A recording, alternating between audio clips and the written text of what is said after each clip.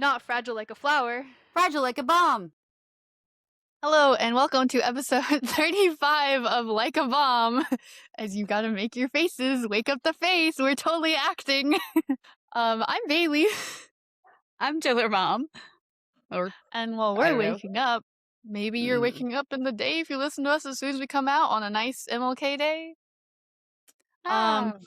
Yeah.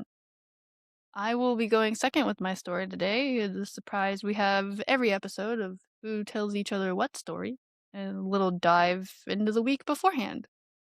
Yeah, I need to go back and I had like a running list of who you did and who I did. Like I have a thing on my phone that I mark off which ones I've done. I have an Excel sheet in our Google Drive, our email. Yeah. It's a little missing on some of yours because I'm like, who is that again? What? I'm really bad at getting I'm sorry. I've been up since before 3 o'clock this morning. I have not. I've been up for almost 12 hours. The time of recording. I don't want to know about that. You've been up for 16. And I have this crazy allergic reaction that I only have when I'm at school. Well, okay, it lasts after I leave school, but it only starts at school. Is like affects my eyes. You're like allergic to the dust of the children. I don't know. It's like affects my eyes to the point like most of today I wasn't even able to see out of this eye. It's so bad. Yesterday it was a lot better because I ugly cried for my planning in the beginning of the day, and I ugly cried 6 period lunchtime near the end of the day.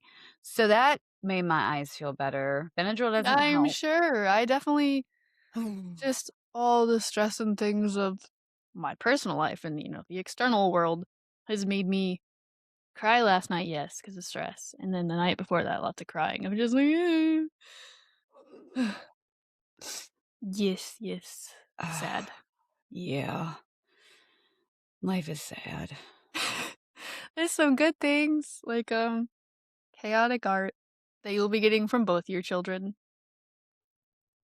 And your chaotic fur babies that are doing who knows what. What he's doing. It sounds like he's trying to dig a hole, but there's nothing for I don't know. Sorry, I don't know what's going on with him. Cat's trying to dig holes. Can you hear him? No, I can't. It doesn't pick up. He's just gonna be a menace, it sounds like. So, that's how our week is going. World's a menace, cat's a menace. Everything. It's all. Everything everywhere all at once. Yeah. Not many updates. Periwinkle's still not a huge fan of me. And he looks and acts like Mister, so I'm not surprised. Yeah. Flint still loves me. He big baby. Yeah, he is a big baby. He's trying. The other two are bigger babies. Yeah. So I haven't bought a car yet. Valid, they're expensive. I did text Jake sometime over winter break and just said Toyota or Hyundai, and his response was Hyundai. I was like, my only thing with that is Toyota has a more reliable brand, and I am as someone who now owns a Toyota, and I prove Murphy's Law every day. I was sweeping today and somehow managed to hit myself in the head with the broom that I was using. Not even sure how that's your regular reminder to also go get your car inspected. Or like regular checkups and things. Not necessarily inspected. You don't get inspected until the summer, but my state does not require annual inspections, or at least my county definitely doesn't. Which means my whole state doesn't. I'm in like the best county, one of. County I'm in doesn't require emissions, so it is super. It's like $13 to get mine inspected here. I'm gonna have to go back to do emissions testing soon here because big news, exciting. I'm moving to Seattle. Cross country, baby. Have fun over there. Flooding. Oh, yeah. They had a bunch of atmospheric rivers this year because global warming, climate change. Yay. It was called the Pineapple Express because it was directly coming from Hawaii. That was its official name. Apparently, I missed that part of the storylines. The Pineapple Express of rain. I I don't If know that what you happens again, I just want to go buy a pineapple and eat it and go, yes, the Pineapple Express is yummy. I don't know. I'm hoping that you live above all the flooding. Yes, I should. I don't But know. new city, new state, new side of the country. Yeah, knew lots of things. Because I've never lived outside the East Coast, in all technicality. I mean, yes. I Yes. mean, I've only ever lived in the South. uh-huh. It's crazy Southerners, man. We don't act like Southerners. And I've been No. called a New Yorker many a times in high school by friends for some reason. My Just accent because gives I me didn't away. like the Southern sweet tea. Yeah, I don't like it. But I like hot tea. I like regular tea. I don't like I tea. like, yeah, well, I don't like There's coffee. uh, I Which can't is, I guess stop. will be blasphemy in Seattle? I don't know. uh, well, I mean, I like coffee, so Seattle, I mean, I love the smell of it. I remember because Borders had Seattle's best coffee in their Borders Cafe, and I Mm. like that better than Starbucks. Yeah, you can go to the original Starbucks in Pike's Place area, which is downtown along the waterway. Yeah. But I can buy you Seattle's best. Trying to think.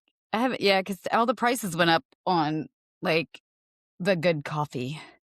And I'm so Six, sad Borders doesn't exist anymore. I They know. were so much better than Barnes& and Noble. And like Books a Million doesn't Barely have that much exist. of a stock because There's one near me. there's one, there's one in one of the closer towns than Yes, isn't there Raleigh. one? No, there's not one in Raleigh anymore. No, there's not one That's a in Dollar Raleigh. Tree. That's been Dollar Tree for a long time, and I always think of it as a Books a Million. What are you doing? He's being a special cat. He just is here to drive me insane. No ghost updates. I'm never That's here. good. Never here. It's good. The cats are scaring them away. All four of Oh, 4 of them. them. Yeah, it's just me and 4 cats. But I mean, I don't even know when. I don't even know when Grammy's gonna be back in town. I have no idea. No idea. I don't know. I don't know what she's deciding about surgery. I don't know. I don't know what she's doing with her life. You don't know what you're deciding about surgery, but hers is No, expected to be sooner. but I did text my dad Monday Telling him, saying there's a 75% chance I might have surgery, brain surgery. yeah. And where is the text to my father? Oh, He there it is. texted you. Surgery has been recommended, but I haven't decided if I'm ready for it due to, and then I said, what's wrong with my head? And he said, Mhm. what's that? I said, basically my brain is falling into my skull. His response was, that doesn't sound good. Keep me posted on your progress. No, I love you. Good luck. That was it. I love yous every time. I was like, of all times to tell me you love me, that might be it. I just told you my Yes, brain's yes. falling out of my skull. Mm. Father Yay. Fathers. Hi, Dad. sucks. Not that he would ever listen to this. So, No, no God. listeners in West Virginia. Yeah, he lives in Virginia. No, he does live in West Virginia. Wait, he Mhm. does live there. Mhm. Yeah, no. No, Your they brother live. might be listening to this. I think sometimes Winchester's popped up. That might be Kelly. Your family is listening to it. Well, my family, your side. Or, hey, maybe Haley or Sophie. Sophia not. I don't know. I don't know what kids will do with their time. She's the same. She's in 8th grade. She's like my kids that I teach. Well, hopefully not because. Well, on that note, would you like to share your story with me? Yes! As my eyes are watering really bad. Oh God, don't die. I don't know what it is that I'm allergic to. It's just driving me insane. You're allergic to the middle schoolers, which I don't blame you. Yeah, I'm allergic to them, definitely. I am doing Henrietta Lacks. Yeah, she was on my list, but I knew you had her on your list, so I didn't want to touch her. I realized I had to do notes this morning, and I didn't know what to do. There's so much about her. There's so many books you can read about There her. are, but then it's like, if I went really deep into it, it would be here for an hour. But so I'm just basically, the crazy thing is, I feel like this is a person that I've been hearing about forever. But then it's like people don't know. I don't understand. It's one of those weird, like, everybody knows the name, but nobody knows what it is. I didn't really know her name until the past couple years. And that's when I learned, like, why she is known. Yeah, so, oh. So any Henrietta Lacks. content warnings? No, I mean, yes and no, because she had like, Indirect. she It's had a direct, but not like home domestic abuse, but abuse of a woman's body and rights. yes, and there's cancer in girly parts. I mean, she actually died of the cancer that I had, so woo, yay. Oh, Um, yay. Yay. Henrietta Lacks was born in Loretta Pleasant on August 1st, 1920 in Roanoke, Virginia. Mm. Huh. After her mother's death in 1924, she was sent to Clover, Virginia, where she was raised by her grandfather, Tommy Pleasant. She grew up in formerly enslaved family home known as the slave quarters, which shaped her early life in this racially segregated South because she was Yeah. born in 1920. She moved to another place in 1924 In in the state Virginia. of Virginia. Which, again, we know we've mentioned it a lot. Richmond was the capital of the Confederacy, in case you forgot that. It is a big thing. Very, very chaotic. I just think it's funny when people are like, Virginia's not the South. Virginia is very much the South. It's You're just very much thinking DC and like Norfolk and things. And Norfolk. Norfolk is a massive Navy base. They're hella conservative. Yes. She had limited formal education and stopped attending school after the 6th grade. She worked on tobacco farms because Virginia's and North Carolina are the biggest tobacco states in the Union. I don't know. Every so often, I keep calling it the Union. It's the country. We are still the Union because we are the Yes, United States. it shows my age. As a child and young adult, contributing to her family's income. So she married her cousin, which How distant of a cousin. I didn't look in deeper into that. Kick. David Lacks went by Day in 1941. They moved to Turner Station, Maryland, a working class Black community near Baltimore. Baltimore has an amazing aquarium, just in case you didn't know that. It's awesome. Go see it. Field trip. I actually liked it better than the Atlanta one, but that may be because I was a child when I spent most of my time at that one. Anyhow, moving on, it is very nice. Was known by family and friends as energetic, caring, and deeply devoted to her children. She had 5 children. Lawrence, born in 1935. Elsie, wait, yes. Elsie, David, who went by Sonny, Deborah, and Joseph. Her daughter Elsie had developmental disability and lived in the Crownville State Hospital, where conditions were overcrowded and underfunded because Mental health, physical health, disability nothing differences, was bad. done what was supposed to. In early 1951, she sought medical care after experiencing abnormal bleeding from girly part, Abdominal, like like vaginal period bleeding. kind of. Yeah. Yeah. She was diagnosed with aggressive form of cervical cancer at Johns Hopkins Hospital, one of the few hospitals at the time that treated Black patients. During her treatment, doctors removed tissue samples from her cervix without informing her or seeking consent, which was common medical practice at the time. There were not laws that protected the patients, much less female Black patients. This was at the time when they were testing birth control pills on some of them suspecting? Unsuspecting? That's right. Yes, unsuspectingly. Um, she underwent radiation therapy, including radium treatments, which we know can be very toxic if you're not careful with, because we had a whole radium girls, which caused significant pain and side effects, and she died of cancer complications on August 4th, 1951 at age 31. So they took these crazy cancer cells from her body and from the tumor, and it was given to a Dr. George Gay, who was attempting to grow human cells in a laboratory. You had to have the cells to test the cells to find cures for things. generally, human cells did not do what they needed to. They just didn't multiply. They didn't grow. They just kind of died. Um, Mhm. Magically, so unlike previous samples, her cancer cells divided rapidly and did not die, making them the first immortal human cell line, meaning the first time that they actually could reproduce just from cells. They were named Gila using the first two letters of Henrietta's first and last names. The cells could grow in large quantities and ship worldwide, revolutionizing biomedical research. By the 1950s, the cells were being mass produced to support global scientific research. Her body's just mass produced globally. Yes. Yes. I mean, this is her DNA is out there in the world being That's tested her on. body. Yes, that she Sure, didn't. it's her cancer, but that's still her body, and it's weird. I mean, cancer's part of who you are. I mean, Yeah, it's just the cells went yes. changed their mind. Yeah. So, huh. Okay. So her cells were essential in testing and developing polio vaccines in the 1950s.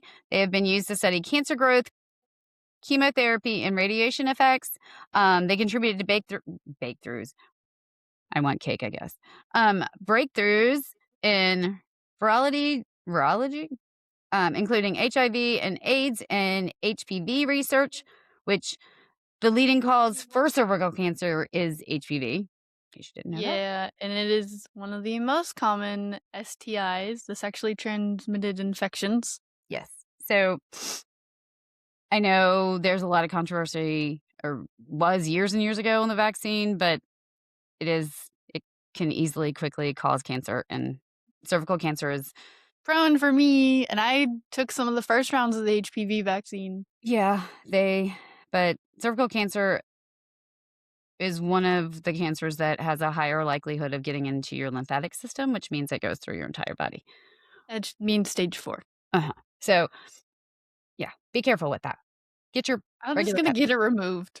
Yeah, get your yeah, I mean, mine was. So, I might as well. I mean, I still am unsure about the science of how things stay in there since that's like the plug that keeps everything in, but I I don't understand that.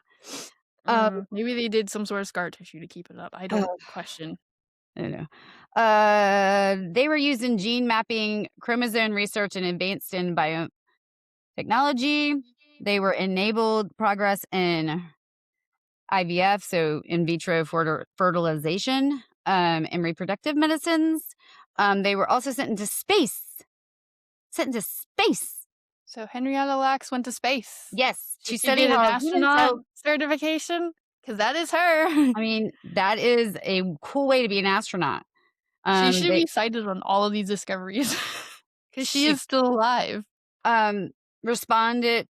I'm sorry. To see how cells respond to zero gravity and radiation.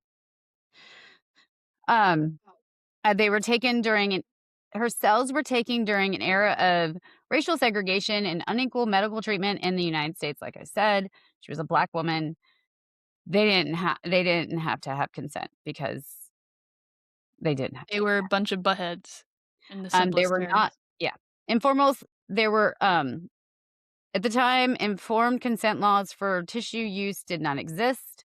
Her case later became a key example in discussions about medical ethics, consent, and exploitation. Um, the story of her cells raised awareness of how marginalized communities were often excluded from decision making and research, which, like, their first episode, I think, was about the birth control pill and how they mistreated women, not just in this country, but in Puerto Rico and other places, Puerto who Rico they is part of the US, it's a unofficially. Like, territory. it's not a state, but the territory and they're US citizens. I don't was it a territory when they did it? I I don't think remember.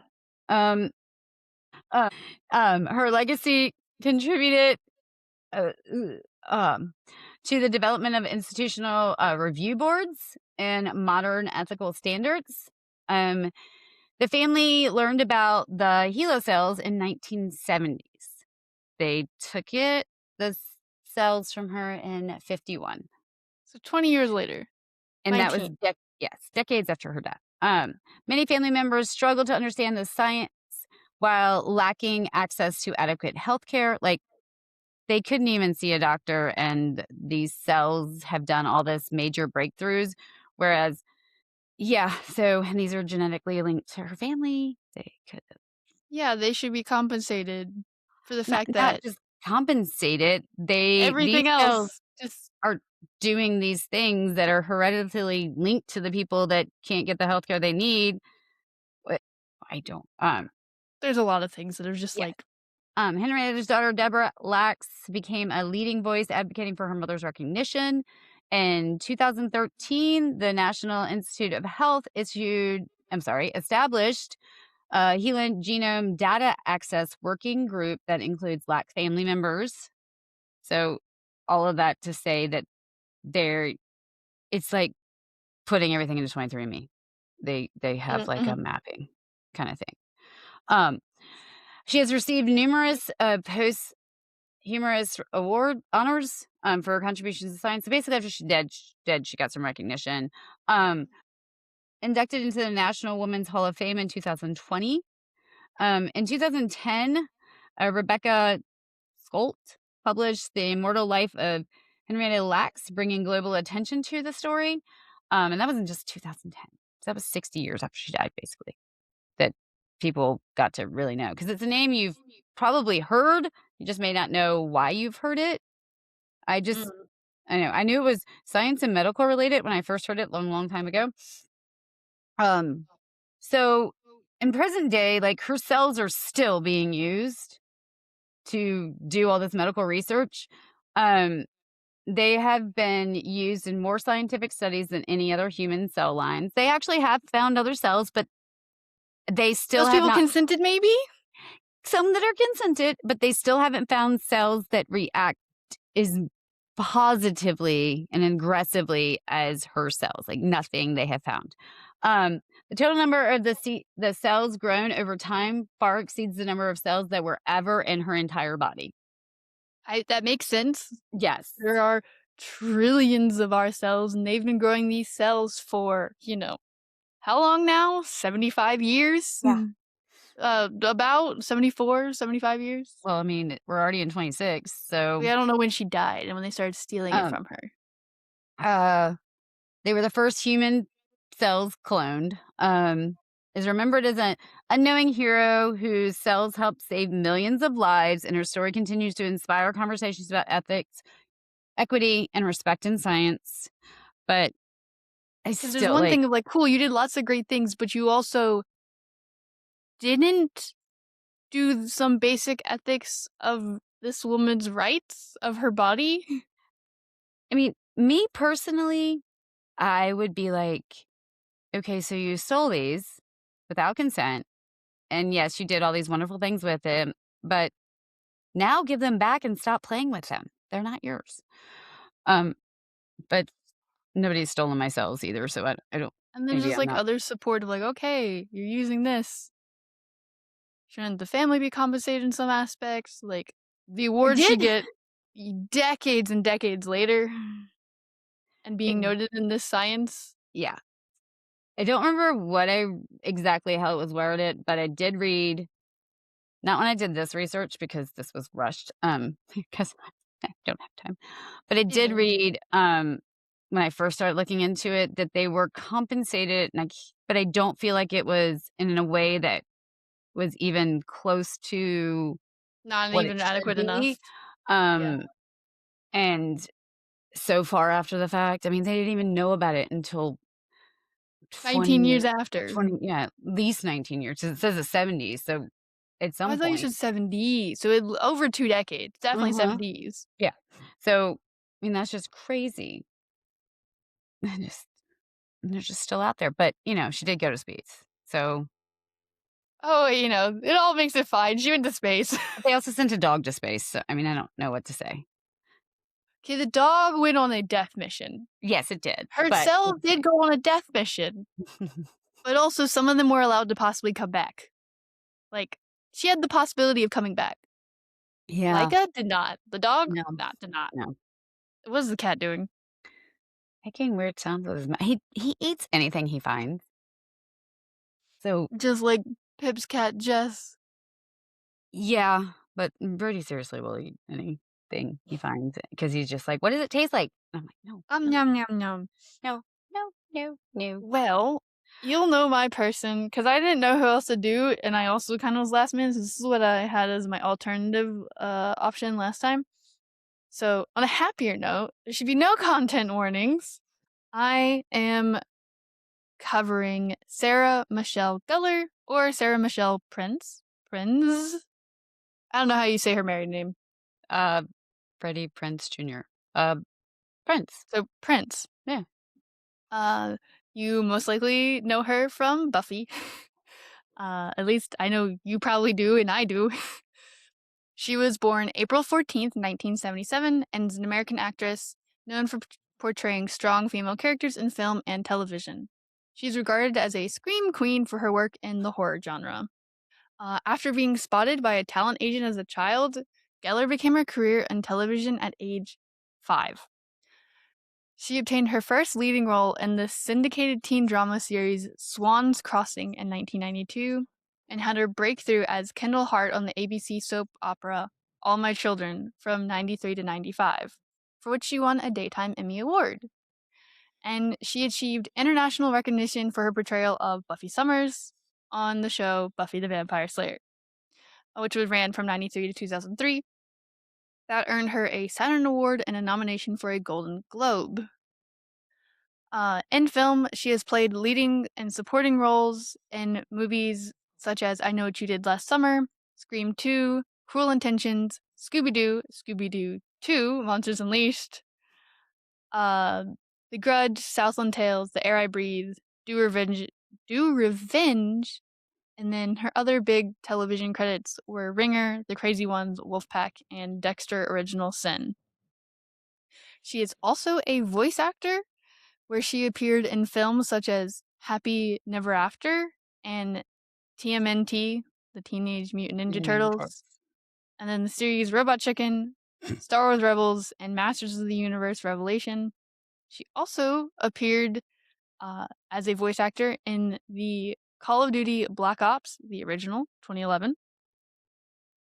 And in 2015, she co founded Food Stirs, an e commerce baking company. Her cookbook, Stirring Up Fun with Food, was published in 2017. So that is the big overview because Wikipedia is still a pretty good resource. So back a little more to her early life. As you mentioned, she was born in 1977. She's the only child of a nursery school teacher and a garment worker. Both of her parents are Jewish. In 1984, when she was 7, her parents divorced and she was raised by her mother on Manhattan's Upper East Side. While growing up, she lost contact with her father, from whom she remained estranged until his death in 2001. She once described him as non-existent and stated, "My father, you can just say, is not in the picture. I'm not being deliberately evasive about him, it's just that there's so little to say." She was a competitive figure skater, once finishing in 3rd place at a New York State regional competition and obtained a black belt in Taekwondo. And so, with her mom working just above the poverty line, Gellar received a partial scholarship to study at the Columbia Grammar and Preparatory School, where she experienced bullying. She remarked, "I was different, and that's the one thing you can't be at school because you're ostracized. I didn't have the money these kids had." As a working child actress, she was not present in class for considerable amounts of time and recalled having more absences in the first month than you're supposed to have for an entire year, which is funny because I don't remember if that was like some of the premise in Buffy is just she had too many absences I amongst think other things of changing schools. I there was just a lot of drama that Yeah, came. being a vampire hunter. Yeah. But then she briefly attended the Fiorella H. LaGuardia High School of Music and Art and Performing Arts, which is a mouthful of a name, Yeah. but dropped out due to acting obligations. Gellar graduated from the Professional Children's School in 1994 as a straight A student with a 4.0 grade average. As she spent significant time working on All My Children while trying to graduate, the majority of her senior year was completed through guided study. So kind of, homeschooled Homeschool. a little bit. So at age 4, she was spotted in a restaurant in Upper Manhattan, which is the beginning of her career, as 2 weeks later, she auditioned for a part in the television film An Invasion of Privacy. Yes. In the audition, she read for both of her own lines and those of Valerie Harper, impressing the directors enough to cast her in the role. The film aired on CBS in January 1983. And I think one of the funniest things is, while growing up, Gellar appeared in television commercials for a variety of brands such as Burger King, Shake and Bake, Duncan Hines, Milton Bradley, LJN, and Avon. In 1982 advertisement for Burger King, in which she claimed the brand made larger and better tasting burgers than competitor McDonald's, made it one of the first attack ads in the fast food industry. In fact, the funny part of it is executives at McDonald's parent company were so enraged that they sued all parties involved, naming Sarah Michelle Gellar and reportedly banning her from eating at the food chain. And in a 2004 interview, she recalled, "I wasn't allowed to eat there. It was tough because when you're a little kid, McDonald's is where all your friends have their birthday parties, so I missed out on a lot of apple pies." But how do you enforce that? I know! They're everywhere! How do you enforce that? I That's don't crazy. know. I don't know. It's just magic. I mean, that's a legacy, though, to be banned from every McDonald's ever. Yeah, and just I remember having like I can't remember the neighborhood, Sierra. Like some of them had their birthday parties at McDonald's, didn't they? I don't remember. That was a long time ago. I remember that fine, but I was also much younger. An additional little fun fact of this is she was signed as a model for Wilhelmina. I don't know words. That's not my forte. I'm an engineer. So yeah, my phone buzzing. That is her intro to her career. But she did have quite a few different appearances before she made her big debut on the ABC soap opera All My Children in 1993, such as many different guest showing on TV shows, such as Love, Sydney, Guiding Light, Spencer for Hire, and Crossbow. And some of these I don't know. But she then, in 1997's debut of Buffy the Vampire Slayer, was her big breakthrough internationally. And so, after reading the script for Joss Whedon's TV show, Buffy the Vampire Slayer, which follows Buffy Summers, a teenager burdened with the responsibility of fighting occult foes and supernatural occurrences, because it's more than just vampires, Gellar screen tested for the role Cordelia Chase. Whedon then asked her to come back and audition for the title role. The show premiered in March of '97 to widespread critical and popular acclaim.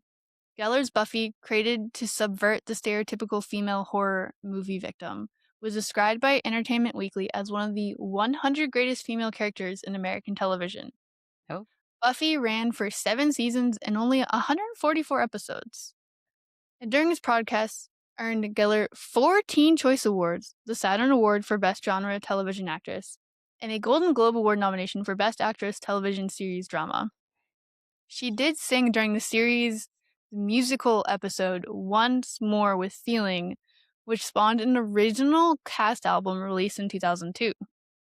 During the early airing of Buffy the Vampire Slayer, Gellar made her first major film appearances in 2 successful slasher films. In I Know What You Did Last Summer, she took on the role of ill-fated beauty queen Helen Shivers. Washington Post found the cast to be solid in what San Francisco Chronicle described as a competent but uninspired film. Budgeted at $17 million US dollars, the film made $125 million globally. For her part, Gellar earned a Blockbuster Entertainment Award for Favorite Supporting Actress, or an MTV Movie Award nomination for Best Breakthrough Performance. In Scream 2, Gellar played a likewise ill-fated vain character, this time that of sorority sister Cece Cooper. She filmed her scenes in between shots of Buffy, and had only recently finished work on I Know What You Did Last Summer.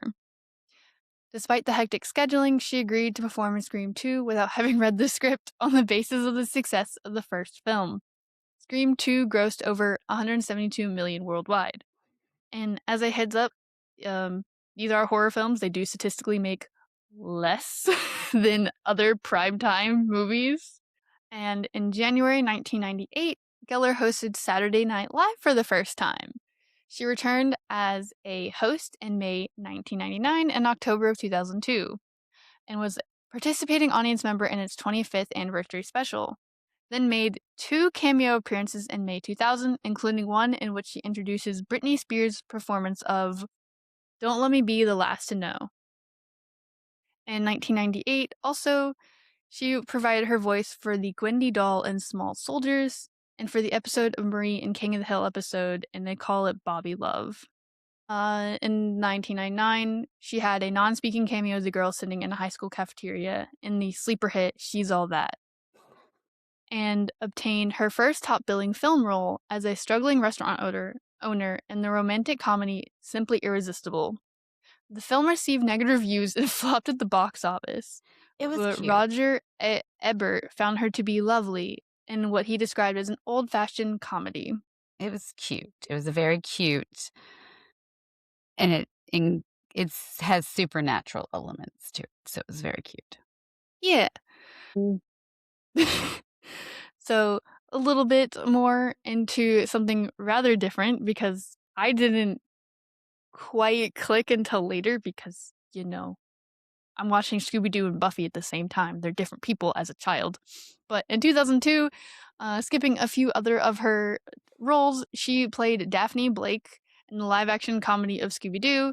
And for the production, she trained with a Hong Kong wire team and commuted between Queensland and California every 2 weeks due to her simultaneous commitment to Buffy.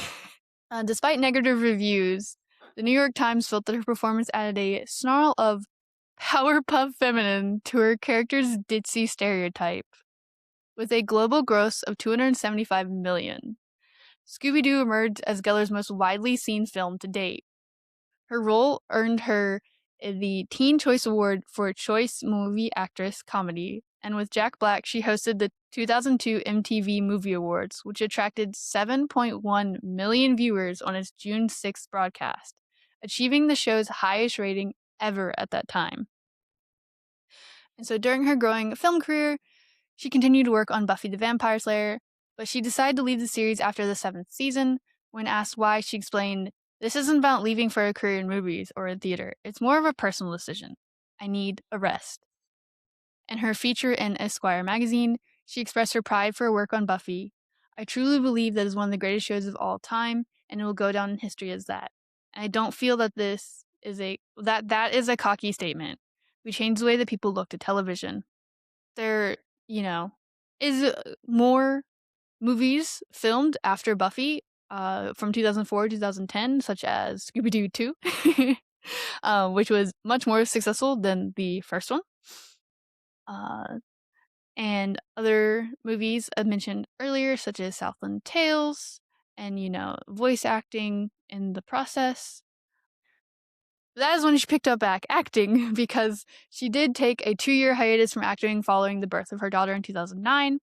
And in 2011, she signed to star and work as an executive producer on the CW's Ringer, in which she had played the dual role of twin sisters, one of whom was on the run and managed to hide, assuming the wealthy life of the other. And she stated that part of her decision to return to television was because it allowed her to both work and raise her family. So she then had a bit of resurgence also in 2021 to present, as she voiced Tila in Kevin Smith's Masters of the Universe Revelation, an animated series for Netflix.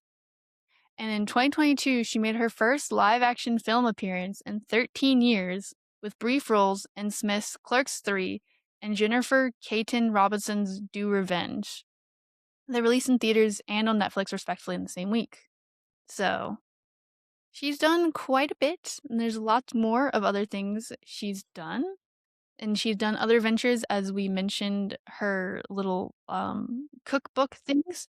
Some of those other ones, as she's been an active advocate for various charities, including breast cancer research, Project Angel Food, Habitat for Humanity, and CARE.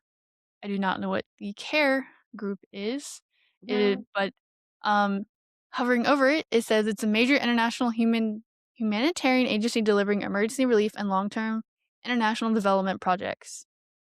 It is a non-sectarian, impartial, and non-governmental organization. And so, of her charitable pursuits, she said, I started because my mother taught me a long time ago that even when you have nothing, there's always ways to give back. And what you get in return for that is tenfold. But it is always hard because I couldn't do a lot. I couldn't do much more than just donate money when I was on Buffy because there wasn't time. And now that I have the time, it's amazing. She actually helped build homes in 1999 for Habitat for Humanity in the Dominican Republic. She helped deliver meals to people infected with AIDS with Project Angel Food. And then through Make-A-Wish Foundation, she granted sick children's wishes of meeting her while working on Buffy. And then in 2011, she joined the Nestle Share the Joy of Reading program, which promotes reading to young children. The following year, she was presented with the Tom Mank I'm not even going to try, Leadership Award during the Beastly Ball of the Los Angeles Zoo. In 2013, she hosted the Kidstock Music and Art Festival, an event that benefited the One Voice Scholars Program. And she also helped host 2 fundraisers for Mattel's Children's Hospital UCLA. In 2021, she promoted Subaru of America's donation of 100 million meals to Feeding America. Lastly, this past year, 2025, she collaborated with my Discord pinging with Allison Hannigan and GSK's Ask to Be Sure campaign to raise awareness about meningitis and encourage vaccination among teens. Wow. Vaccines work. And Allison is Willow. Oh, perfect. And was in How I Met Your Mother. Yeah, I like Yeah. her.